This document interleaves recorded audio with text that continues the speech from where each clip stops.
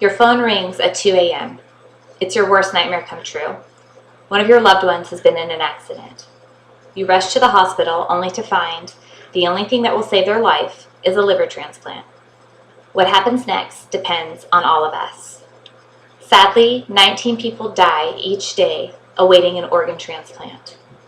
Today, I will dispel any myths that there are about organ donation. I will tell all of you what you can do to stop this shortage of organ donors. And I will give us a glimpse into the future of what will happen if we can increase the number of organ donors in the United States. Every one of us has the ability to save a life if we become organ donors. Now, oftentimes, what affects people's decision to become an organ donor are all the myths that there are out there. Well, understanding organ donation will help you feel better about your choice. Here are some common myths about organ donation. The hospital staff will not work as hard to save your life if you are an organ donor. False. The hospital staff's job, first and foremost, is to save your life. Typically, the doctor who's in charge of your care has nothing to do with organ donations in that hospital. Maybe you won't really be dead when they sign your death certificate. False again. People who are organ donors are actually given 2 more tests to make sure that they're actually dead, and this is at no charge to their families. Rich and famous people will go to the top of the organ donation list. False. Celebrities and rich people are treated no differently than any other person.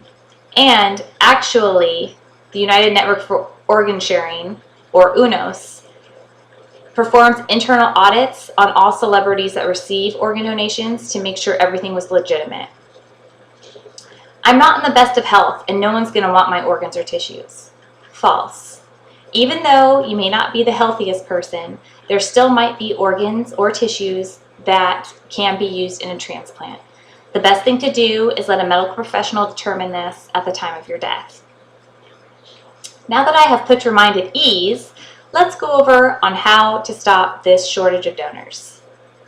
The best place to start is with yourself. Sign up to be a donor. Very simple. You can register with your state's donor registry.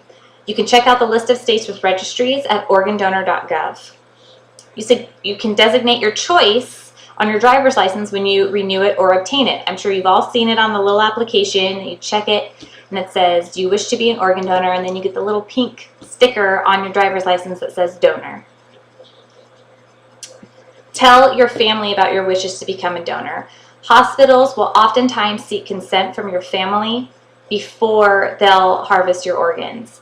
And nowadays, families that are grieving, obviously, for their family member are saying no because it's coming at a time where they don't want to make a decision like that. They don't want to picture someone going in and taking your organs.